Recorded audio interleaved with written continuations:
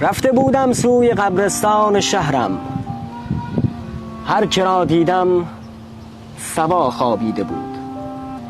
در کنار یکدیگر ریز و درشت، هر کسی در زیر پا خوابیده بود. بی هوا و بی غذا خوابیده بود. عاشق از دلبر جدا خوابیده بود، دلبر از عاشق جدا خوابیده بود. پهلوانی با همه یال و کپال، بی توان و ادعا خوابیده بود. آن که دورش بود دهها پاچه خار، زیر گل در انزوا خوابیده بود. قلدری که حق ما را خورده بود، مرده با نفرین ما خوابیده بود. یا فقیری مرده بود از گشنگی، در کنار اغنیا خوابیده بود.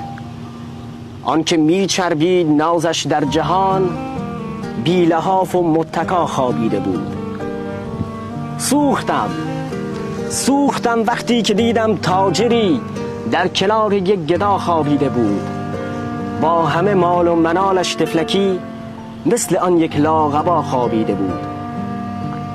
ظالم و مظلوم هم در یک ردیف، رعیتی با کدخدا خوابیده بود. حاکمی که امر دائم می نمود، زیر گل بی اعتنا خوابیده بود. دختری که از همه دل می رو بود، زیر گل با مورها خوابیده بود. سارقی که مال مردم می رو بود، دست خالی در عزا خوابیده بود. پس دو دستی بر سر خود کوفتم، چون که دیدم هر که را خوابیده بود، توی قبری بی نوا خوابیده بود. خدایا تا پاکمون نکردی خاکمون نکن. تمام.